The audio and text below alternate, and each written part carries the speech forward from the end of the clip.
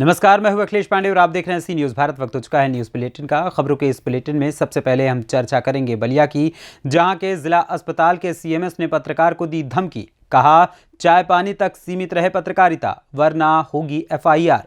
आगे बात करेंगे बरेली की, जहां गरीबों को दिए जाने वाले राशन को खुद ही राशन डीलर कर रहे हैं उसकी अवैध बिक्री। आगे बात करेंगे दतिया की, जहां के मेडिकल कॉलेज में नेशनल मेडिकल कमीशन का हुआ आकस्मिक दौरा। और भी तमाम खबरों पर आइए विस्तार से करते हैं चर्चा। खबर बलिया से है, जहां शासन की मंशा को ठेंगा दिखाने वाला जिला अस्पताल एक तरफ त्राहिमाम कर रहा है तो दूसरी ओर दलालों और गुंडों का वर्चस्व सरकारी अस्पतालों में कायम हो गया है।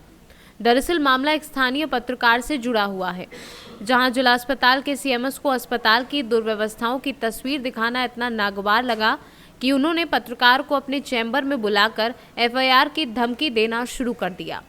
दरअसल स्थानीय पत्रकार सनंदन उपाध्याय अस्पताल में पहुंचकर वहां की व्यवस्थाओं की जानकारी लेते हुए समाचार संकलन कर रहे थे। जब पत्रकार अस्पताल में मौजूद ट्रामा सेंटर पहुंचा तो उसका सामना एक युवक से हुआ, जिसने कवरेज करने का विरोध किया और बदतमीजी करते हुए पत्रकार को सीएमएस के कार्यालय में जबरिया ले गया। फिर सीएमएस डॉक्टर दिवाकर सिंह ने पत्रकार को धमकी देते हुए कहा कि हमारे यहाँ पत्रकार आते हैं तो चाय पीने आते हैं और चले जाते हैं, बिना मेरी अनुमति के किसी को अस्पताल की खबर करना मना है। परिचय दीजिए अपना। मैं सनंदन उपाध्याय पत्रकार हूँ। जिला अस्पताल गए थे कुछ अपना कवरेज करने के लिए, जहाँ हर जगह मेरा कवरेज हो गया। जब ट्रामा सेंटर में गए तो वहाँ सीएमएस के द्वारा एक लड़का रखा गया था। उसने कहा कि यहाँ कोई भी वीडियो बनाए या कोई भी पत्रकार आए तो उसको सीएमएस के यहाँ मुझे ले जाना है, ये मेरी मजबूरी है। उसने ले गया सीएमएस के पास। सीएमएस ने मुझसे कहा कि आप पत्रकार हैं या क्या हैं, इससे कोई मतलब नहीं है, लेकिन आप बिना अनुमति के यहाँ कवरेज कैसे कर सकते हैं।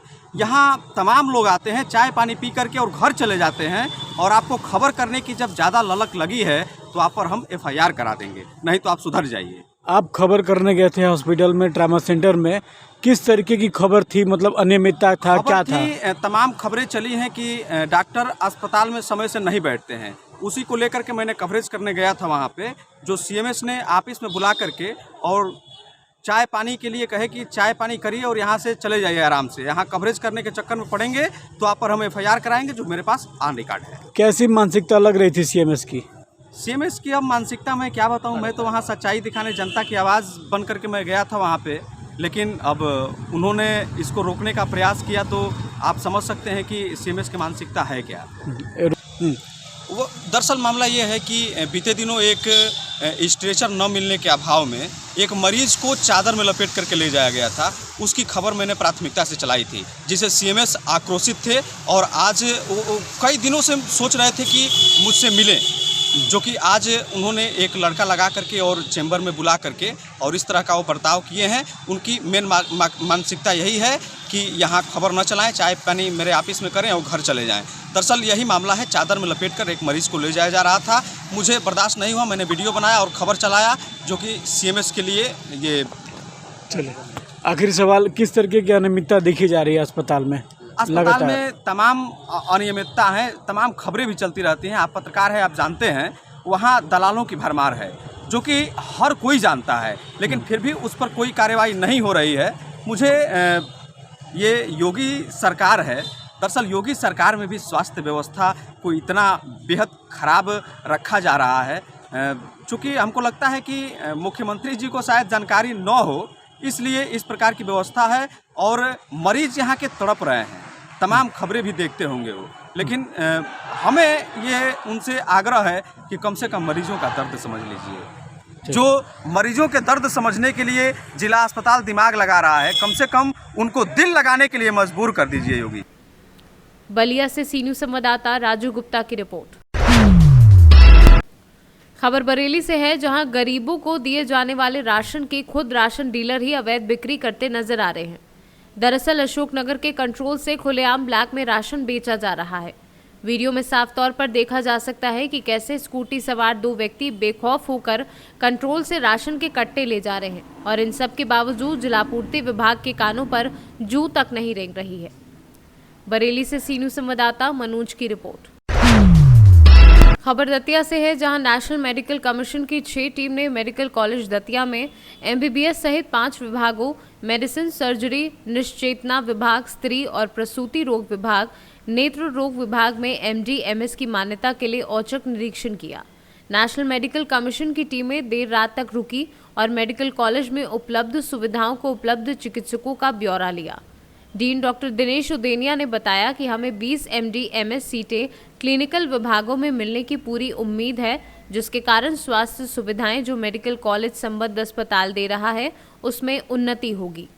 दतिया से सी न्यूज संवाददाता नितिन दांत्रे की रिपोर्ट। खबर एटा से है, जहां थाना मिरहची पुलिस ने थाना मिरहची क्षेत्र अंतर्गत नगला शाम में हुई हत्या का 48 घंटे में सफल अनावरण कर बड़ी सफलता हासिल की है, जिसमें पत्नी ने प्रेमी के साथ मिल दिया था घटना को अंजाम। पत्नी व उसके प्रेमी सहित 3 अभियुक्तों को पुलिस ने गिरफ्तार किया है।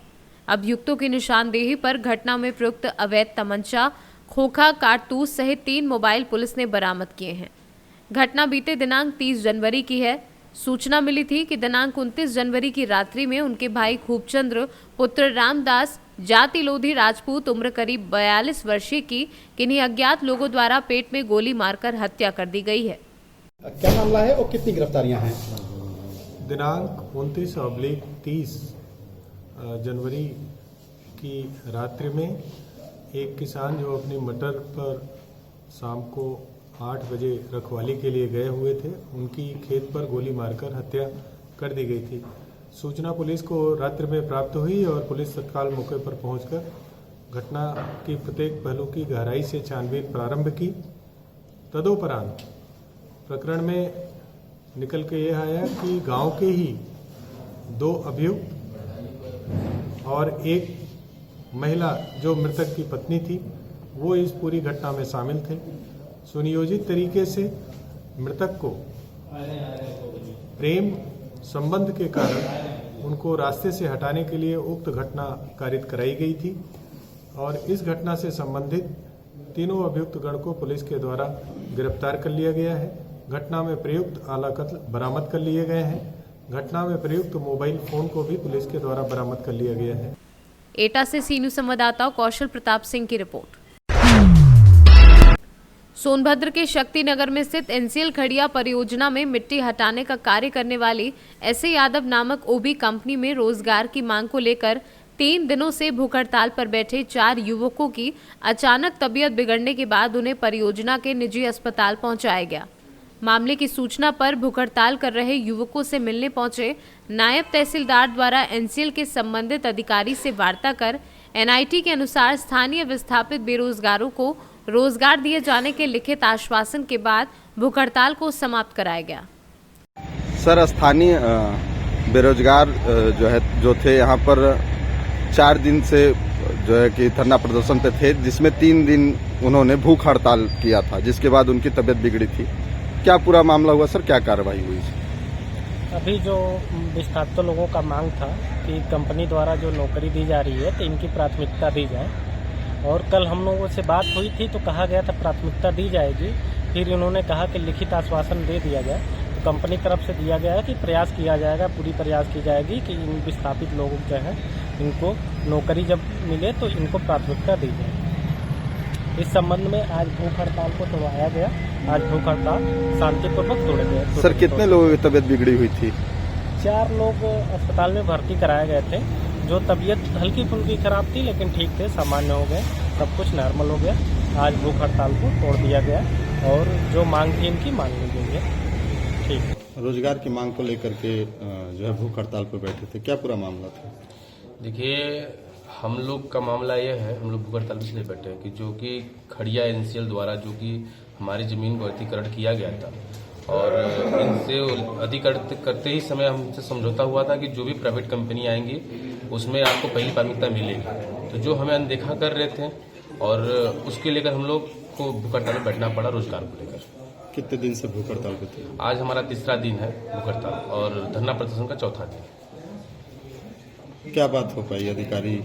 देखिए, कल तो हमारी माननीय जीएम साहब से बैठ के वार्ता हुई थी, उन्होंने मौके में बोला कि हाँ एक टीम गठित होगी और आपके गांव में जाएगी, जो सच में आवश्यकता जिसकी होगी उनको रोजगार दिया जाएगा। तो बहुत अच्छी पहल थी। मैंने उसी पहल को मैंने बोला सर क्या आप लिखित में दे दे, तो आज एक लिखित में लेटर लेके दे रहे हैं हम लोग को। जो एनईटी में जो नियम है उनके आधार पर मतलब कि रोजगार मिलेगा हम लोग, विस्थापित और प्रभावित दोनों को।